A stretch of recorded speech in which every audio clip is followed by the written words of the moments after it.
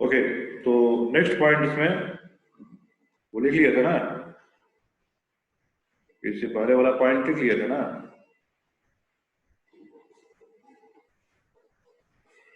Yes sir. Next point लिखेंगे, the surface of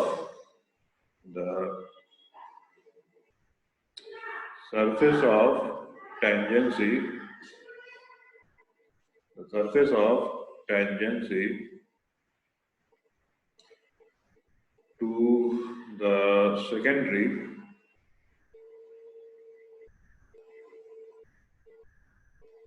wavelet in forward direction,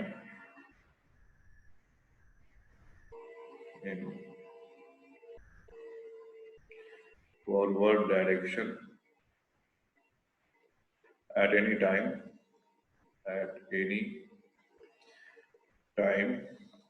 gives the position the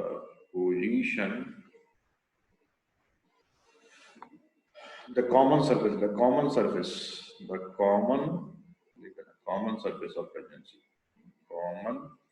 of tangency to the secondary wavelet in forward direction at any time gives the position of new wavefront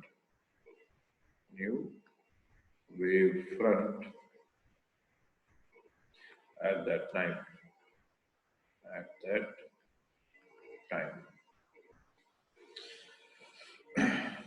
अब इस new wavefront को क्या बोला जाएगा? इसको बोला जाएगा secondary wavefront बोला जाएगा। दिस न्यू wavefront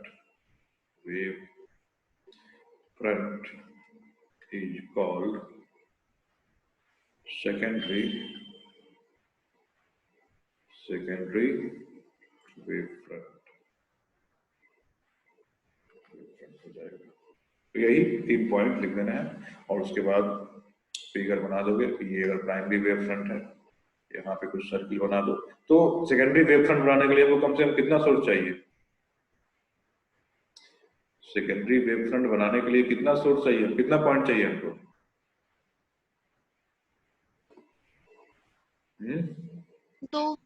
एटलीस्ट 2 चाहिए ही चाहिए होगा, ताकि उसके करस्पॉन्डिंग हम क्या करें, स्फीयर बनाए और वहां पे एक कॉमन टेंजेंट इन दोनों को मिला के ड्रॉ कर दें। इस तरीके से एक कॉमन टेंजेंट ड्रॉ करते हैं तो सेकेंडरी वेवफ्रंट बन जाएगा। ये चाहे इस तरीके का पॉइंट ले लें या फिर अगर मैं स्फीयर कर लेता हूँ इस तरीके से, तो यहाँ पे ऐसे अगर हम ड्रॉ कर देते हैं, फिर यहाँ से पास करता हुआ दोनों को कंबाइन करता हुआ इस तरीके से वेवफ्रंट बना देंगे। वही जो पहले फिगर बनाए थे वो फिगर बना देना।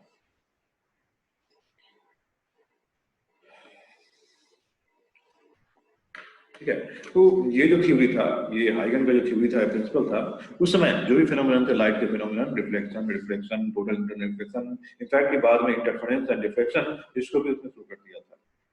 बट वही है कि सही तरीके से अपना थ्योरी उसने प्रेजेंट नहीं किया, जिसके कारण थ्योरी को डिस्कार्ड कर दिया गया।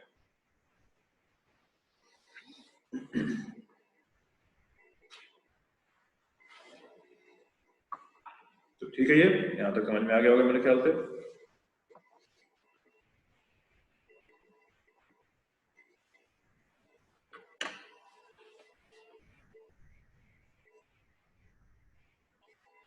अब इसी थ्योरी के हेल्प से लॉ ऑफ रिफ्लेक्शन को और लॉ ऑफ डिफ्रैक्शन को प्रूफ किया गया है। तो ये हमें जानना है, ये आता है सीबीएसई में। ठीक है, ये जो भी बता रहे हैं ये सब कंपटीशन का पार्ट नहीं है, ये सब कंपटीशन में नहीं आता है। हाइगन प्रिंसिपल या फिर हाइगन प्रिंसिपल के आधार पर law of reflection and diffraction को बताना, ये सब पे क्वेश्चन नहीं आता है, ये कंप्लीटली सीबीएसई।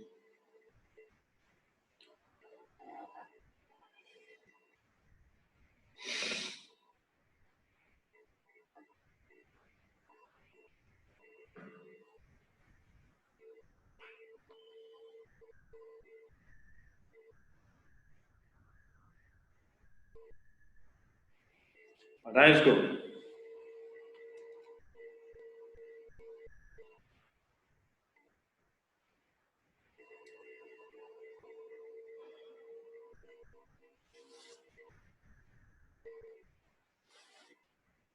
इसको हटाया जाए।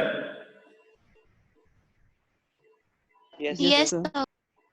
ओके, तो नेक्स्ट इसमें law of reflection, laws of reflection and refraction on the basis of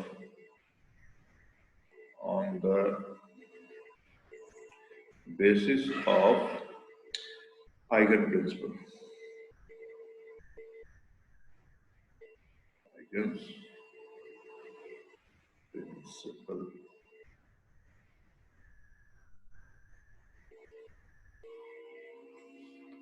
इसमें सबसे पहले देखते हैं लॉ ऑफ रिफ्लेक्शन।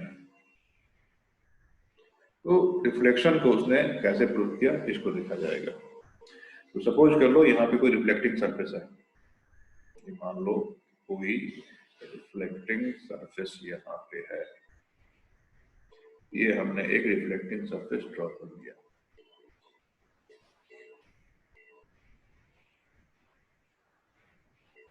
तरीके से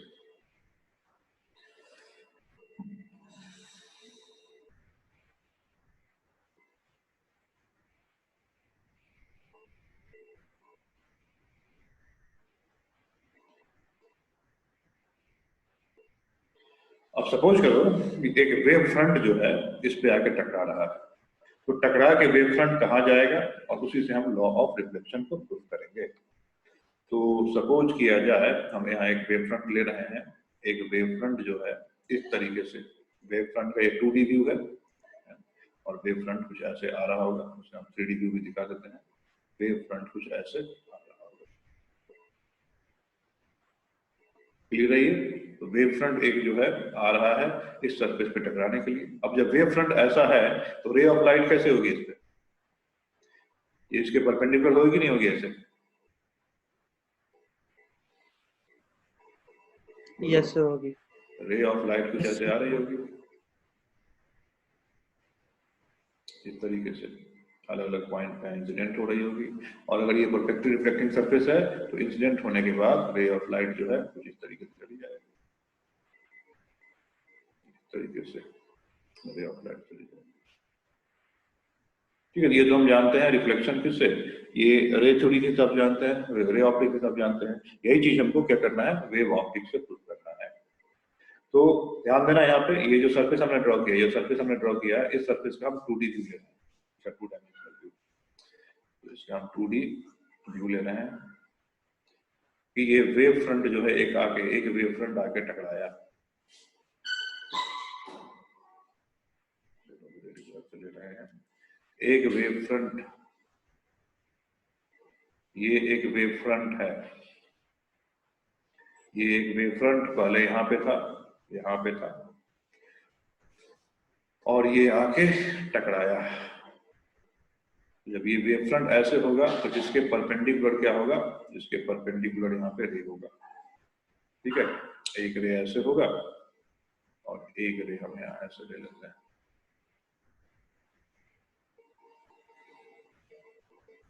बिल्कुल ध्यान से देखना, ये इसमें है कुछ नहीं, लेकिन अगर सही से न समझ में आया तो फिर दिक्कत होती है। तो हम डिफरेंट टाइम पे वेव फ्रंट को ड्रॉ कर रहे हैं। ये वेव फ्रंट कुछ समय पर रहा होगा, कुछ समय बाद ये वेव फ्रंट ऐसे चलते यहाँ तक पहुंच गया होगा। ठीक है, तो जब ये यहाँ तक पहुंच जाएगा तो देखो क्या होगा, ये जो वेव फ्रंट का कुछ पार्ट में रिफ्लेक्शन पहले स्टार्ट हो जाएगा और कुछ पार्ट में रिफ्लेक्शन बाद में स्टार्ट होगा। ठीक है, तो इस वेव फ्रंट का हम नाम देते हैं, इस वेव फ्रंट का नाम क्या है, इस वेव फ्रंट का नाम है AB। ये वेव फ्रंट जो है, ये कौन सा वेव फ्रंट है, ये AB वेव फ्रंट है और यही आ रहा है यहाँ। अब जहां पे टकराया है वहां पे हम नॉर्मल भी ड्रॉ करना पड़ेगा, तो हम नॉर्मल ड्रॉ कर देते हैं वहां पे। तो ये लाइन जो है, ये लाइन इस पॉइंट पे क्या है, नॉर्मल परपेंडिकुलर।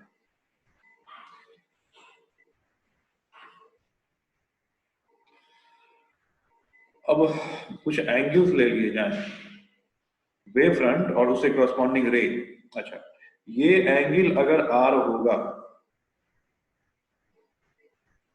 सॉरी, ये एंगल अगर आई होगा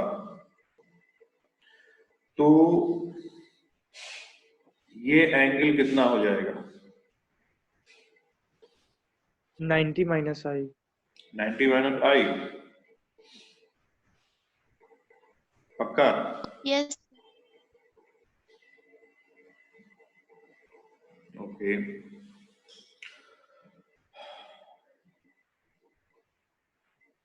और ये कितना हो जाएगा? वो तो आई है। तो आई हो जाएगा। तो देख सकते हो कि वेव फ्रंट की अगर हम बात करें तो वेव फ्रंट नॉर्मल से कितना एंगल बना रहा है? 90। नॉर्मल से वेव फ्रंट कितना एंगल बना रहा है? आई आई आई बना रहा है आई। ना। ध्यान से देखना, वेव फ्रंट कौन सा है? तो वेव फ्रंट आई। एबी है। वेव फ्रंट एबी है और ये नॉर्मल है। वेव फ्रंट एबी है और ये नॉर्मल है। जो भी कुछ है वो इसके कंस्ट्रक्शन में ही है। तो चलो हम पॉइंट वाइज लिखते भी जाते हैं कि क्या क्या इसमें है। तो लेट, इसमें करेंगे let AB is a plane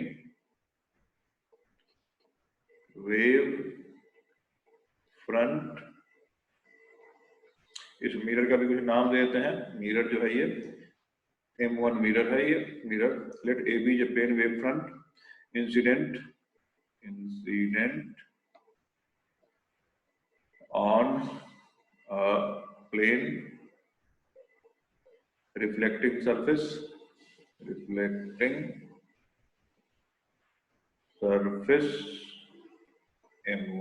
M1 पे रिफ्लेक्ट कर रहा है ये। अब जब देखो यहाँ पे AB जब इस पोजीशन पे है तो A वाला पॉइंट पहले टकराएगा और इसमें जो अलग अलग पॉइंट्स होंगे, ये जो अलग अलग पॉइंट होंगे ये सब, ठीक है। तो A वाला पॉइंट पहले टकराएगा, कुछ समय बाद A के बाद वाला पॉइंट आके टकराएगा इससे, फिर ये पॉइंट आके टकराएगा, फिर ये पॉइंट आके टकराएगा कि नहीं। ये वेव कैसे करेगा? देखो ये वेव कैसे टकराएगा इससे, तो वेव कुछ इस तरीके से टकराएगा। देखो ये जो वेव है ये कुछ इस तरीके से आकर टकराएगा इससे। ये जो है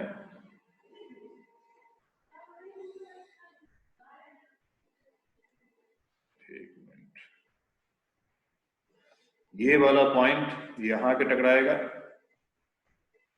ये वाला पॉइंट यहां आके टकराएगा, ये वाला पॉइंट ऐसे, ये वाला पॉइंट ऐसे, ये वाला पॉइंट ऐसे, और लास्ट में, सबसे लास्ट में कौन टकराएगा?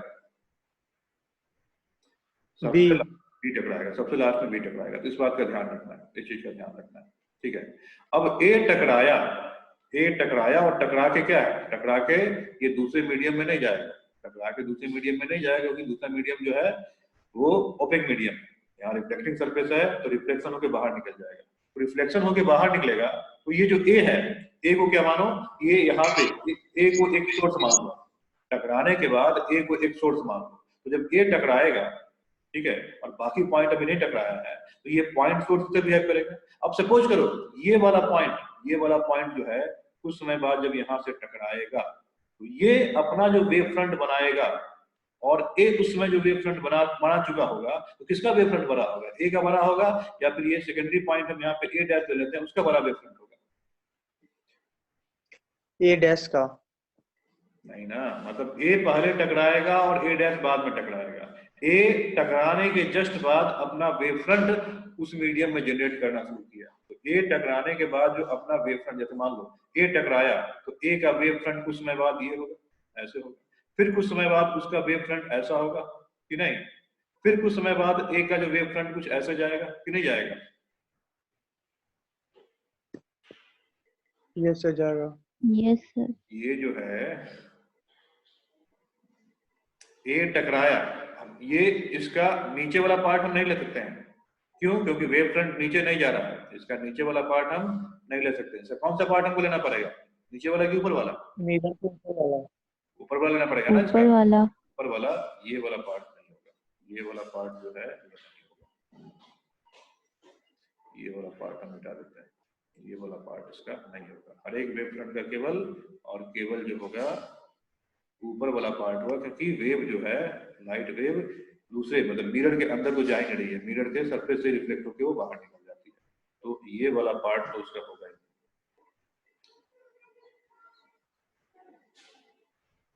ऊपर वाला जो पार्ट होगा ना, हाँ ऊपर वाला खाली जाएगा ये, ठीक है। तो जैसा ही ए टकराया तो अपना वेव फ्रंट इस तरीके से जनरेट करना शुरू करेगा, और ये वेव फ्रंट समय के साथ इसकी साइज बढ़ती जाएगी, नहीं बढ़ती जाएगी।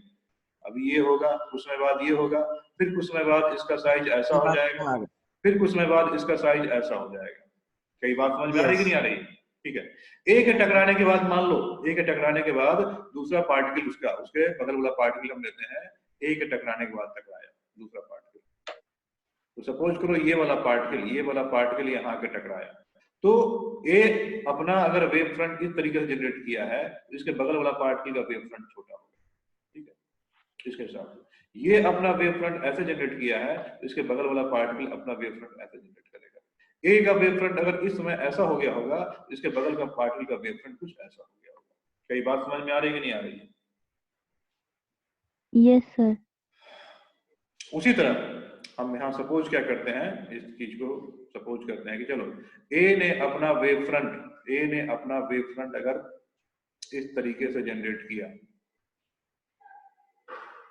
ए का वेव फ्रंट मान लो यहां तक पहुंच गया, तब ये जो बी पार्टिकल अब टकराने वाला, या ए का वेव फ्रंट यहां पहुंच गया, अब ये बी पार्टिकल यहां टकराने वाला है।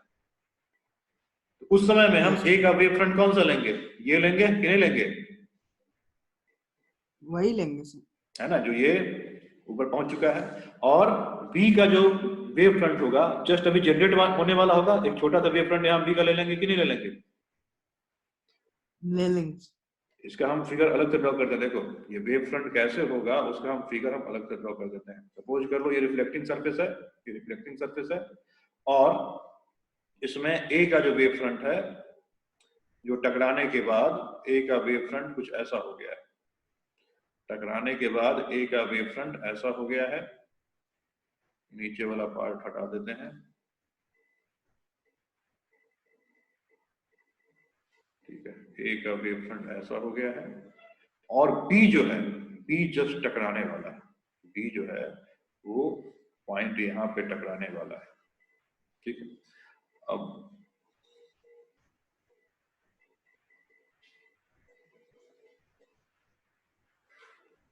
बाकी सारे, तो यहाँ पे ए पॉइंट टकराया था, यहाँ बी पॉइंट टकराया था, तो इस इंटरमीडिएट में अगर मैं कुछ पॉइंट्स ले लूं, इस इंटरमीडिएट में अगर ये कुछ पॉइंट्स ले लिए जाए, तो मैं सबके कॉरस्पॉन्डिंग इस समय पे क्या वेव फ्रंट होगा उसको दिखा रहा हूं, ठीक है। ध्यान से देखना इसको।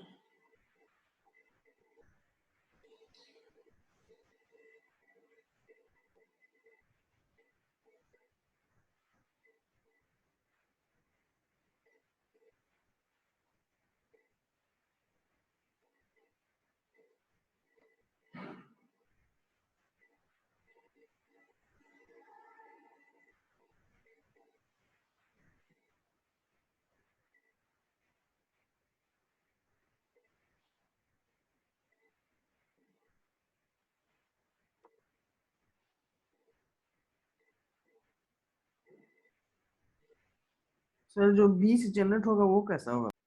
एक मिनट बताते हैं।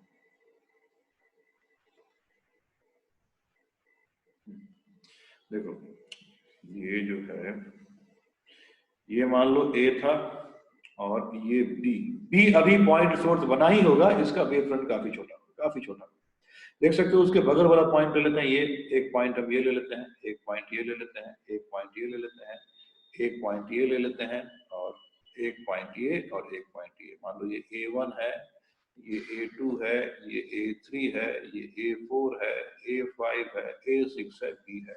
तो सबसे अधिक रेडियस किसका होगा? सबसे अधिक रेडियस किसके वेव फ्रंट का होगा? ए का। ए का होगा ना, क्योंकि ए सबसे पहले, देखो यहाँ फिगर में देखोगे कि ए जो है सबसे पहले टकराएगा, ए सबसे पहले टकराएगा, उसके बाद ये वाला पॉइंट जाकर टकराएगा, फिर ये टकराएगा, फिर उसके बाद वाला टकराएगा, और टकराने के बाद ही उसको हम मानेंगे, उस वेव फ्रंट के उस पॉइंट को सेकेंडरी सोर्स मानेंगे, जो कि उसी मीडियम में क्या करेगा, फिर से वेव जनरेट करना शुरू करेगा। और किसी टाइम टी पे जब बी टकराने वाला है, बी टकरा चुका है, उस समय में जो हम डिफरेंट पॉइंट्स लिए हैं, वेव कंप्लीटली इससे आके टकरा चुका होगा, और ए का वेव फ्रंट यहाँ तक पहुंच गया होगा पूरा ग्रो करके, उसके बगल वाला A1 का वेव फ्रंट यहाँ तक पहुंच गया होगा, ये ए का है, ये A1 का है, ये A2 का है, ये A3 का है, ये A4 का है, और ये A5 का है। ये बात समझ में आ रही है कि नहीं आ रही है?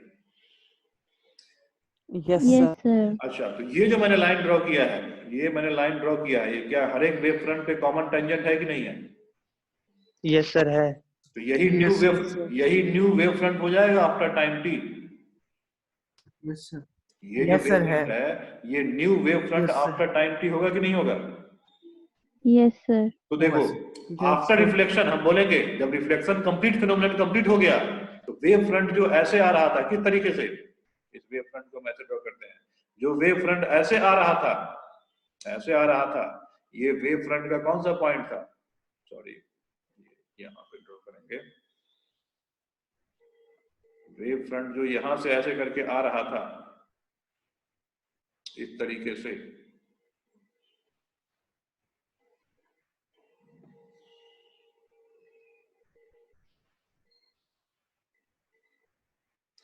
इस तरीके से आ रहा था, तो ये था before reflection wave front A B, और ये है after reflection wave front A B. तो ये है बिफोर रिफ्लेक्शन, और ये है आफ्टर रिफ्लेक्शन। ये होगा कि नहीं होगा? तो बिफोर रिफ्लेक्शन ये कितना एंगल बना रहा है, मान लो नॉर्मल से जिस पॉइंट पे कर रहा है उससे ये नॉर्मल कितना आई बना रहा है, एंड आफ्टर रिफ्लेक्शन कितना एंगल बनाएगा, ये आर बनाएगा नहीं बनाएगा ये? Yes sir. Yes, तो sir. लॉ ऑफ रिफ्लेक्शन को प्रूफ करने के लिए हमें यही I equal to R proof करना पड़ेगा कि नहीं? Yes, sir. ये बात समझ में आया कि नहीं? तो इसी चीज को हमें ज्योमेट्रिकली प्रूफ करना पड़ेगा। अब बताओ, ये कॉमन टेंजेंसी ड्रॉ करने के लिए तुम्हें केवल 2 वेव फ्रंट चाहिए कि ये सारे के सारे चाहिए? 2 चाहिए। 2 चाहिए ना, तो बाकी सब हटा देते हैं,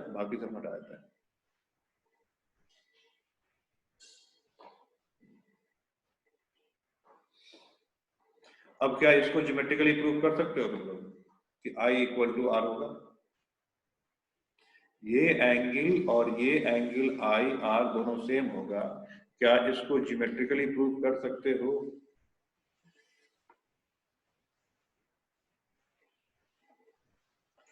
यस सर, करते हैं। कीजिए, करके दिखा लीजिए, काम खत्म हो गया, बस प्रूफ है। सीबीएसई में इसका प्रूफ ही आता है। हाइगन प्रिंसिपल से लॉ ऑफ रिफ्लेक्शन आप कैसे प्रूफ करेंगे, इसका प्रूफ आता है। तो बिफोर, टकराने से पहले वेव फ्रंट और टकराने के बाद वेव फ्रंट अगर आपको पता है तो वहां पे सिंपल ज्योमेट्री लगा के, है ना, सिंपल ज्योमेट्री लगा के हम इन चीजों को प्रूफ कर सकते हैं। तो चलो, तुम लोग को प्रूफ करने में समय लग जाएगा, इसको हम ही कर देते हैं। तो इसको यहां से हटाते हैं और वापस से अपने पुराने पेज पे आते हैं और यहां से इसको प्रूफ करना स्टार्ट करते हैं। तो इन सब चीज को यहां से हम हटा देंगे।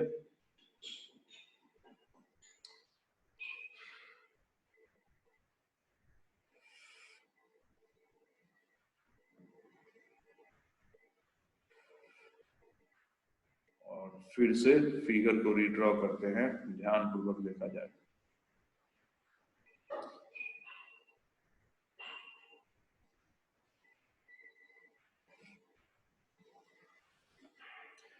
चलो ध्यानपूर्वक देखना इसको कैसे प्रूफ किया जाएगा। तो ये 2 रे तो रहने दो, एक रे इस तरीके से आया वो, और एक रे जो इस तरीके से आया हो, क्योंकि इसकी जरूरत पड़ेगी।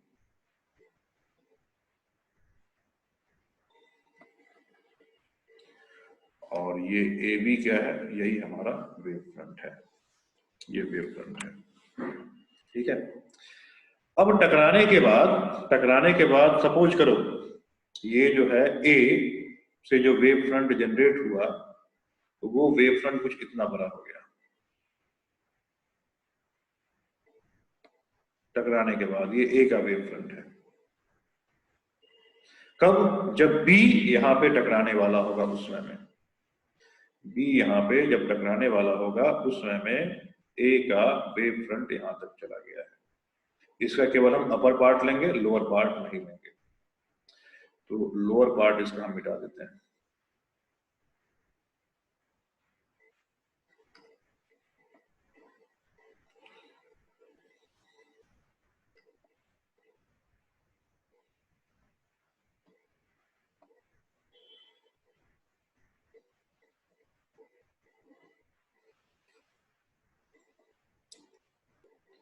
एंड यहां पे इस पॉइंट से जो कॉमन टेंजेंट इस तरीके से हम ड्रॉ करेंगे,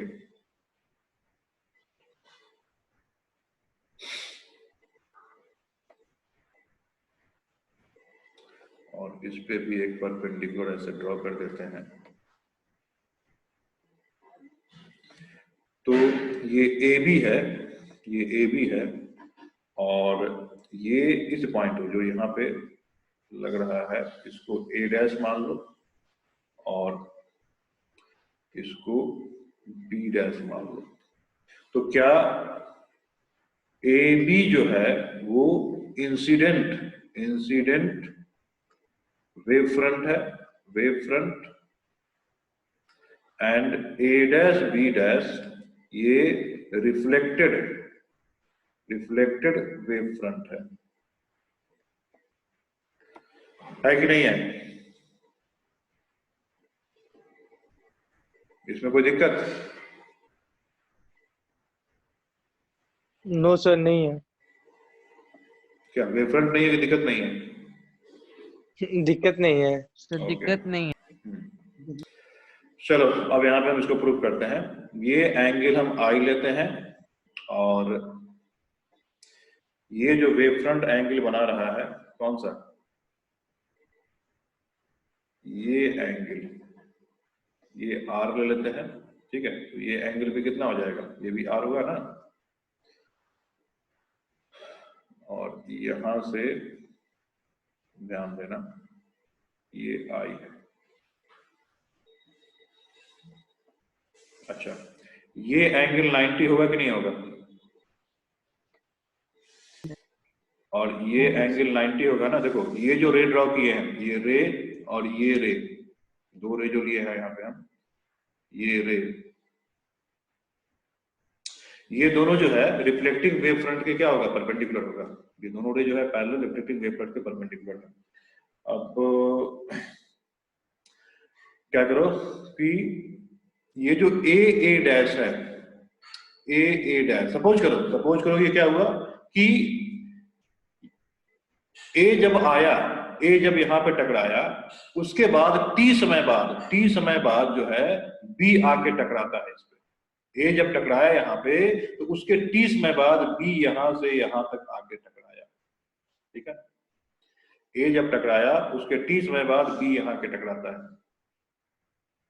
ठीक है, तो ये जो ए डैश होगा, उस ए डैश की वैल्यू v इंटू टी होगी कि नहीं होगी?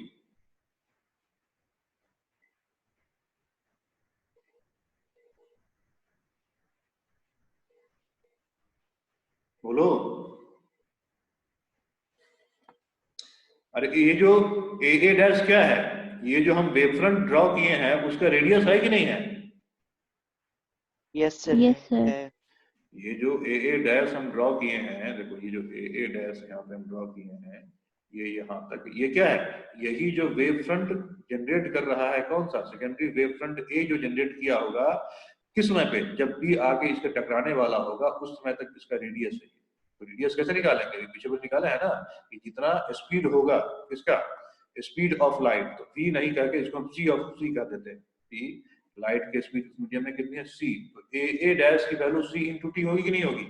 और उतने ही टाइम में b जो है यहाँ पे आके टकराया है, तो bb डैश की वैल्यू क्या ये c इंटू टी होगी कि नहीं होगी? ये जो बीबी Yes, sir, डैश होगा। है उसकी वैल्यू भी ये बीबी डैश उसकी वैल्यू भी सी इंटू टी होगी ना। कि बी सपोज कर लो एक पॉइंट और टी समय में यहाँ पे आके टकराया है, जो रफ्तार से ए ग्रो कर रहा है उसी रफ्तार से बी आके यहाँ पे टकराया है, तो दोनों का स्पीड सेम है, समय सेम लगा है, तो दोनों का क्या हो जाएगा? दोनों का लेंथ भी सेम हो जाएगा। तो इसमें एक यही महत्वपूर्ण पॉइंट है, इसको ध्यान रखना है। ये समझ में आ गया तो चीजें आसानी से प्रूफ हो जाएगी। ये चीज clear? Yes sir. Yes, Yes, sir. sir. अब चलो इसको हम मिटाते हैं, इस चीज को मिटा रहे हैं और यहीं पे हम सारा प्रूफ कर देते हैं।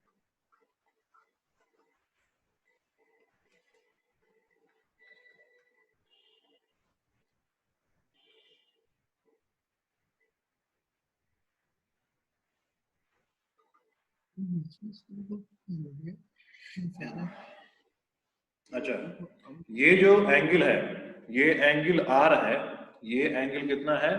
आर है, और ये एंगल आई, देखो ये एंगल आई, ये एंगल आई। तो यहां से हमें देखो यहाँ पे ये है ए डैश, यहाँ देखो ये ट्रायंगल ए डैश है और ये 90 है, और ये ट्रायंगल में ये एंगल 90 है, ये एंगल 90 है। तो एक चीज मुझे बताओ कि यहाँ हम ट्रायंगल लेंगे, triangle A B and B dash and triangle A dash B, ये दोनों कॉन्ग्रुएंट होंगे कि नहीं होंगे? Yes, sir. ये दोनों ट्रायंगल कॉन्ग्रुएंट होंगे या नहीं होंगे? होंगे। कैसे कॉन्ग्रुएंट होंगे? हम इस ट्रायंगल को इधर ड्रॉ कर रहे हैं, इस ट्रायंगल Right को, hypotenuse. हाँ देखो इस ट्रायंगल को हम इधर ड्रॉ कर रहे हैं, ये ए बी है, इधर ए बी है, और यहाँ पे ये लाइन जो है, ये लाइन ए बी डैश है, और एक लाइन यहाँ पे आ गया ऐसे करके, और फिर दूसरा जो आया यहाँ पे एक ऐसे आया, इस तरीके से, एक ऐसे आया, इस तरीके से। ये है ए, ये है बी डैश, ये यहाँ पे है बी, और ये यहाँ पे ए डैश, ये एंगल 90 और ये एंगल 90, ठीक है। और उसके बाद इसमें क्या है? उसके बाद इसमें दिया गया कि ए डैश एंड बी डैश दोनों इक्वल है, मतलब ए डैश कौन सा हो गया? ये साइड जो अभी हम रेड कलर से ड्रॉ कर रहे हैं, ये side A dash and B dash, ये साइड आपस में इक्वल है। उसके बाद ये साइड तो दोनों में कॉमन ही हो गया, ये साइड दोनों में कॉमन ही हो गया, और उसके बाद ये एंगल और ये एंगल 90 डिग्री। तो ये दोनों ट्रायंगल आपस में कॉन्ग्रुएंट होंगे या नहीं होंगे? होंगे सर। और जब ट्रायंगल कॉन्ग्रुएंट होंगे तो कॉरस्पॉन्डिंग जो भी एंगल होता है, साइड होता है, सब इक्वल होता है कि नहीं? होता है सर, सब होता है। और उसके बाद से जब ये कॉन्ग्रुएंट इक्वल हो जाएगा तो उसी की हेल्प से ये I equal to R proof हो जाएगा, ठीक है। I equal to R proof हो जाएगा। तो तुम्हें यहाँ पे एक दो स्टेप और आगे काम करना पड़ेगा, अभी चूंकि समय कम है इसलिए इसको भी हम छोड़ देते हैं। तो इतना कर लोगे या फिर इसको हम अगले क्लास में करें? अब ये ट्रायंगल जो है, triangle A B dash congruent to triangle A dash B dash, और वहीं से फिर हम प्रूफ कर देंगे। एक दो स्टेप और आगे लिखना पड़ेगा और उसमें हम I equal to R put कर देंगे। अभी हम इसको नहीं कर रहे हैं क्योंकि इसको करने में हमको जो समय है उससे ज़्यादा समय लग जाएगा। तो यहाँ तक अगर कर लोगे तो अच्छी बात है, नहीं तो फिर अगले क्लास में इसमें कंटिन्यू करेंगे। तो इस तरीके से हम रिफ्लेक्शन को हाइगन प्रिंसिपल से प्रूव कर देंगे। सिमिलरली रिफ्रैक्शन को भी इस तरीके से प्रूव किया जाएगा। तो एक बार ट्राई करना तुम लोग रिफ्लेक्शन प्रूव करने का।